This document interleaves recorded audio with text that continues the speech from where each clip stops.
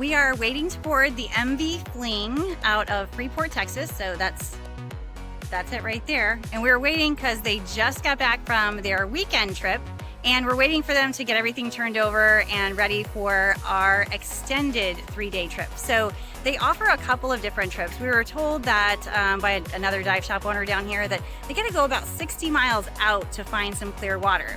And out there is Flower Garden Bank's National Marine Sanctuary. And so the MV Fling is the only boat that goes out there. If you want to go to Flower Garden Bank's National Marine Sanctuary, you are going to have to get on the Fling. We are super excited to see how this trip goes.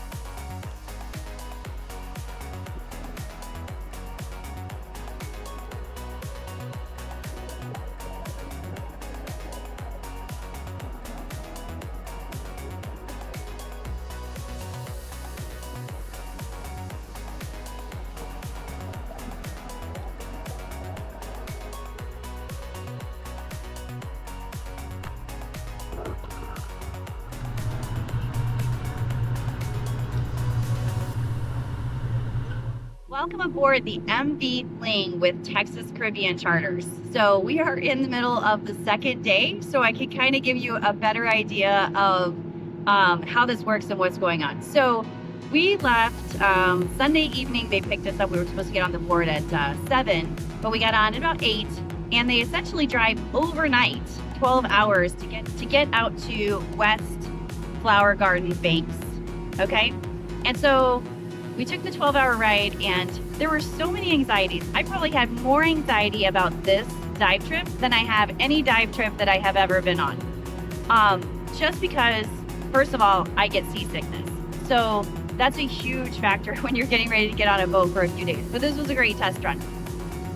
Second, they don't have a guide in the water. So navigation always gives me a little bit of anxiety. No matter how much I practice, I'm always just a little bit iffy.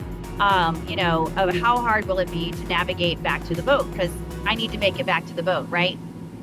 So, and then the third thing that really worried me was the currents.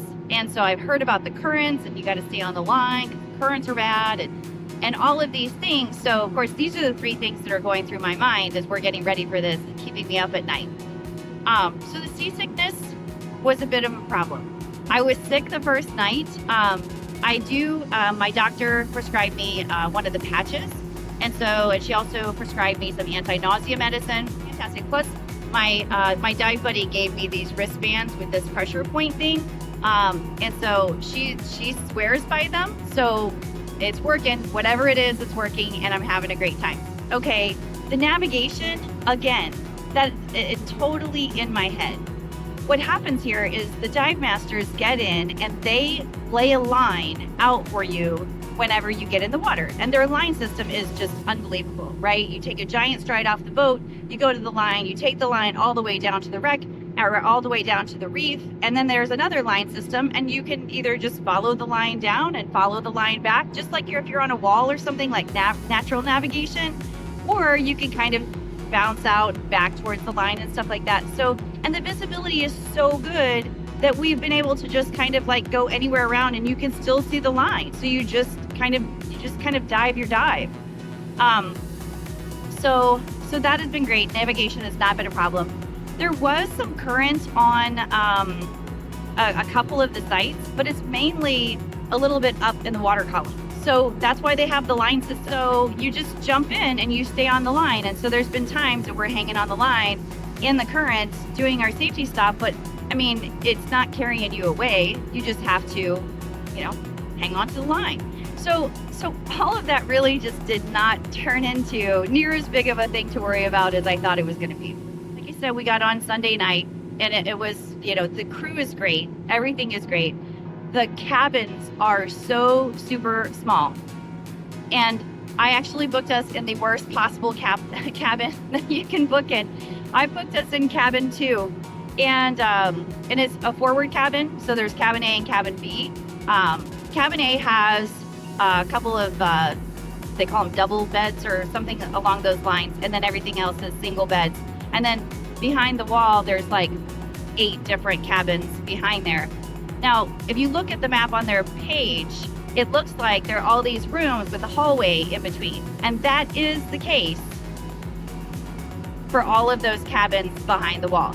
But since we're up in front of that wall on the boat, cabins A and B are separated. I really wanted to be there because it's right next to a bathroom. So if I have to go to the bathroom in the middle of the night, I just jump up and go. What has also been great about it is the shower, the one indoor shower is right in front of cabin A, cabin B. But you actually have to walk through cabin A to get to cabin B. And cabin B is tiny.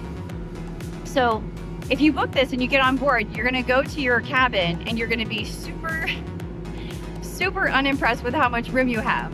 But then there's so much room. Right now I'm up on the sun deck, nobody's here. Then there's the deck out back, there's the galley, everything. And so there's so much room on this boat. The only time you're in your cabin is to sleep. So I've taken 2 naps and I sleep at night, and that is literally the only time that I've been in there. If I was gonna be doing anything else, it would be out here somewhere. So that, again, totally didn't matter. I was kind of disappointed when we got on the boat, and then it was just like not even a thing. So don't let that get you. The mattresses are more comfortable than I would have thought. We brought inflatable air mattresses to put on our rack if we had to, but I haven't had to. They're pretty comfortable. So that has worked out. I haven't had a problem with any of that. So that's all kind of like some of the housekeeping stuff. But we left Sunday night and we arrived at the West Bank on Monday morning. We did 2 dives on the West Bank, and the topography was really pretty. It's not something that you normally see. But they were pretty good dives. They were nothing really all that exciting. However, that's where they tend to see manta rays, so that totally would have been different if a manta ray would have come by, right? You just never know who's going to be there at whatever time. So then, after those 2 dives, we went to an oil rig, and the oil rig was absolutely phenomenal. I highly recommend it. That is probably one of the best dives I have ever done in my career of diving, which I know is not all that long, 7 years or something, but it was absolutely remarkable. I have never seen so many fish in one place, and so many big fish. There were probably half a dozen silky sharks out there, and then there were just tons and tons of just big fish. The wildlife, or the whole ecosystem that's built on the legs of the oil rig is just incredible as well. So absolutely phenomenal. Then after the oil rig, we went to the East Bank. And so I skipped the afternoon dive because, like I said, I was feeling kind of queasy, but I did it at night. And then we did the East Bank again for 2 dives this morning. And we were all kind of like, oh, doing it again? They were some of the best dives ever. They were absolutely wonderful. And so we were like, oh my gosh, I'm so glad that I did that. Just the most relaxing dives. If you can see this water behind me, like when we're tied up, it is almost like glass.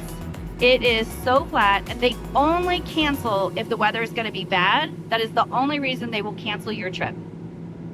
And so if the weather is bad, you don't want to be out here, right? It has been absolutely beautiful for us. The water has been just like glass. Like I said, you might find some current in the water column. So you just stay on the line. So we did our 2 dives this morning at the West Bank, and now we are headed to Stetson Reef, which I hear is like diving on the moon or Mars, depends on who you ask.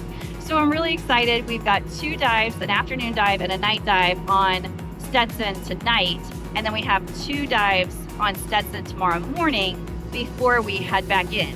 So since we've kind of worked our way back, instead of having a 12-hour boat ride back, we're going to have about a 6-hour boat ride back, because this is about a 4-hour boat ride that we're taking to get to Stetson right now. I'm super excited to see what Stetson offers. The other thing is food, and more food. There's a continental breakfast, and then you dive. And then there's hot breakfast. They call it second breakfast. That's lunch. And then after the next dive, there's the charcuterie board. And then after that, there's dinner. And then after that, there's brownies. And I mean, just food, and more food. And the galley staff, the dive masters, everybody on board here has been absolutely incredible. I cannot say enough about how impressed I am with this crew and everything that has gone on this whole time. So all my anxieties aside, this has been a phenomenal trip. I'll go ahead and add some footage in here just so you guys can see everything, but I gotta go get ready to dive. See you guys.